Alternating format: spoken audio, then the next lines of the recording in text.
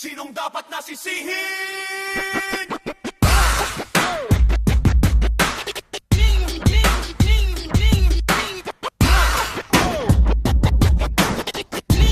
Sinong dapat nasisihin sa buhay ng bawat isa na naligaw sa karimlan at nawalan ng pag-asa? Makinig po kayong lahat, taumbayang sinisinta ng ang mga kasagutan, hindi nyo na i-google pa. Sinong dapat nasisihin sa sinapit ni Baleleng na sa mura nitong edad natuto ng kumaringkeng? Magaslaw na kung kumilos at malakit makatingin, kaya't nandun kay Agapay wasak na ang pagkabirhen. Hindi raw niya nakagis ng yaong tunay ang ama, 12 kapatid na apelido'y iba't iba, dahil yaong kanyang nanay laging bago ang asawa na tila di makatakbo ng damit na kasyang kasya. Sinong dapat nasisihin sa sinapit ni Angela? Umuuwing nakainom at ngayon ay nagsusuka, pinatawas ng magulang dahil sila'y nagtataka. Tiyan nito'y lumalakit sa pagkain walang gana. Binibigay ng magulang ang lahat niyang maibigan, siya'y laki sa layaw at lubang salat sa pangaral. Ang payo ng albularyo, si Angela'y obserbahan, ito raw ay gagaling din pagkalipas ng 9 na buwan. Sinong dapat nasisihin sa buhay ni Magdalena? Katawan ng ginagamit, tilapia ang tinitinda. Sa umagay kulay bangkay at sa gabi pinturada. Sa gabi ay amoy Diyos at sa umagay amoy bruha. Hindi raw siya napaaral ng mahal niyang ama't ina, patay na raw ang tatay niya, ang nanay niya'y labandera. Tiniwan siya ng jowa niya matapos nalimahan siya, at sa halip na bumangon dumapa pa ang dalaga. Sinong dapat nasisihin sa sinapit ni Dalmasyo? Batang batay bihasa ng humitit ng sigarilyo. Kung tumagay akala mo sa ungos ay may imbudo, at sa tuwing malalasing ang hanap ay basag ulo. Siya raw ang tagabili ng ama niyang lasinggero ng alak, at tagasindi rin daw siya ng sigarilyo.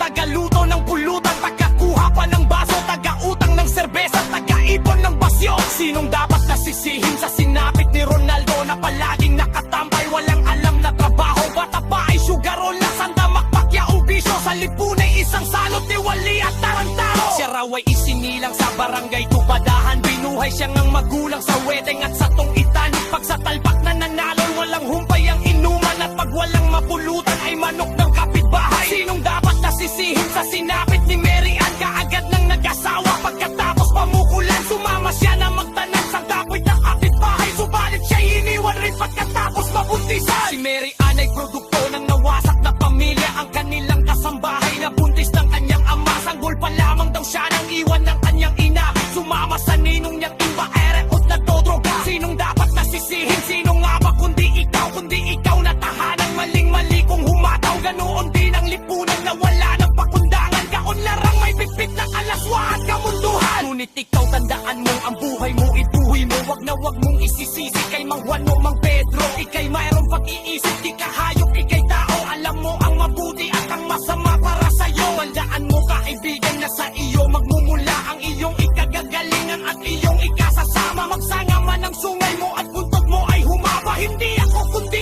ikaw ang siyang higit na kawawa. Subalit kung sa tangan na ng guhit kay iyong pala, di silang kang walang paa, walang kamay